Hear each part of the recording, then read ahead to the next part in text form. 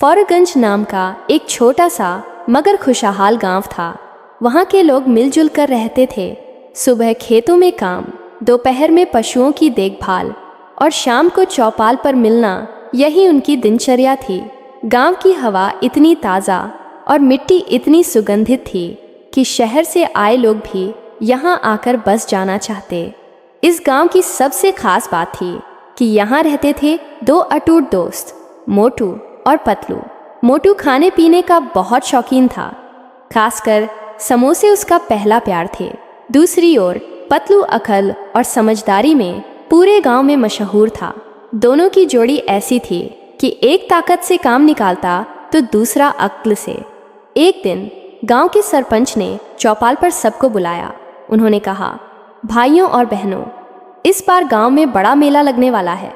पिछले साल चोरों ने हंगामा किया था, दुकानों से सामान चुराया और लोगों को डराया। इस बार हमें सुरक्षा करनी होगी। सब चुपचाप सोच रहे थे कि इतना बड़ा काम कौन करेगा।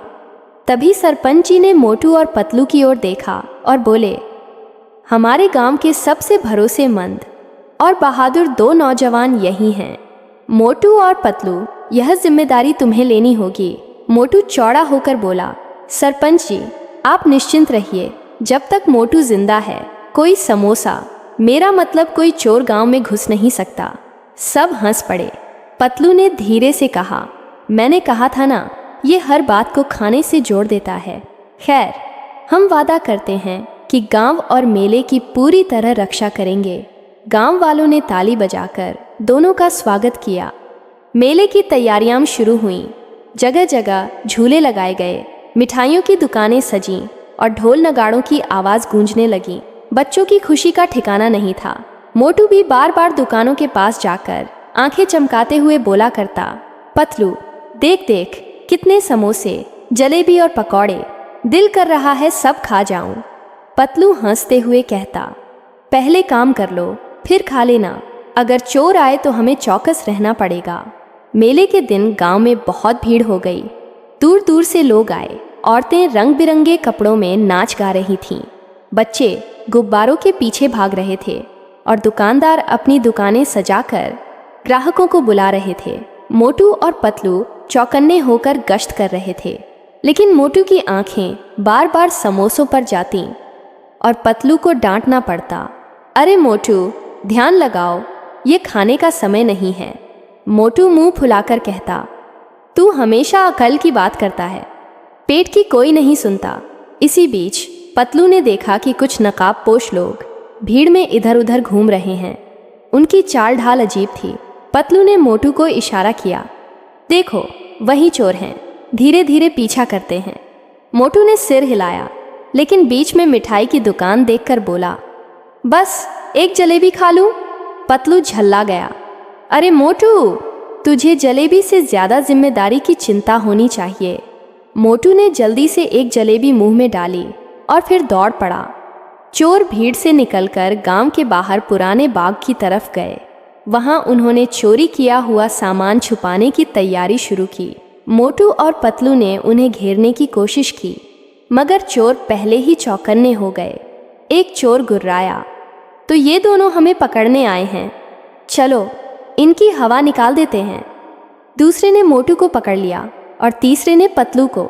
दोनों को रस्सी से बांध दिया गया। मोटू डर कर बोला, पतलू, अब क्या करेंगे?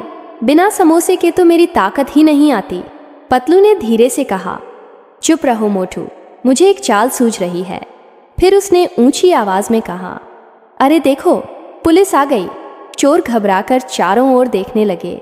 इसी मौके का फ़ायदा उठाकर मोटू ने जोर लगाया और रस्सी तोड़ दी। पास में ही एक टोकरी पड़ी थी जिसमें समोसे रखे थे। मोटू ने जल्दी जल्दी खा लिए और उसकी ताकत दुगनी हो गई। अब मोटू गरज कर बोला, आओ चोरों, अब मोटू की ताकत देखो। उसने पहले चोर को उठाकर खेत में फेंक दिया, दूसरे को घुमा घुमा कर कुएं के पास गिरा दिया और तीसरे को हवा में उछालकर पेड़ से टकरा दिया। पतलू ने तुरंत रस्सी उठाई और तीनों चोरों को कसकर बांध दिया। गांव वाले भी शोर सुनकर वहां पहुंच गए। अगली सुबह पूरे गांव में खुशी का माहौल था। सरपंच जी ने चौपाल पर घोषणा की, हमारे गांव के सच्चे हीरो मोटू और पतलू हैं। इन्होंने चोरों को पकड़कर हमारा मान बढ़ाया है। सबने तालियां बजाईं। बच्चे मोटू के गले लगकर बोले, धन्यवाद अंकल, अब हम डरेंगे नहीं। मोटू मुस्कुराकर बोला, अब तो इनाम में मुझे समोसों की टोकरी चाहिए। पतलू हंसते हुए बोला, और मुझे चाहिए अक्ल का इनाम, ताकि अगली बार मोटू को संभाल सकूं। यह सुनकर सब हंसी से लोटपोट हो गए। मेले का अंतिम दिन आया। गांव वालों ने ढोल नगाड़ों के साथ मोटू पतलू का जुलूस निकाला। महिलाएं आरती कर रही थीं, बच्चे फूल बरसा रहे थे और बूढ़े लोग दुआएं दे रहे थे। सरपंच जी ने घोषणा की, इस गांव की असली ताकत है दोस्ती और ईमानदारी। जब तक मोटू और पतलू जैसे साथी हैं, हमें कोई डर नहीं। मोटू ने आंखें मटकाते हुए कहा, पतलू देख लिया, दोस्ती का मतलब है समोसे भी मिलेंगे। पतलू मुस्कुराकर बोला, हाँ मोटू, दोस्ती और अक्ल, यही हमारी असली जीत है। और दोनों ने हंसते हंसते अपने समोसे और जलेबियाँ बांटी, ताकि गांव की खुशी सबके साथ साझा हो सके। उस दिन के बाद से मोटू और पतलू सिर्फ गांव के हीरो नहीं रहे, बल्कि बच्चों के दिलों में भी बस गए। लोग कहते, अगर सच्ची दोस्ती और ईमानदारी हो तो कोई ताकत गांव को हरा नहीं सकती। और सचमुच फौरगंज गांव का नाम दूर दूर तक फैल गया।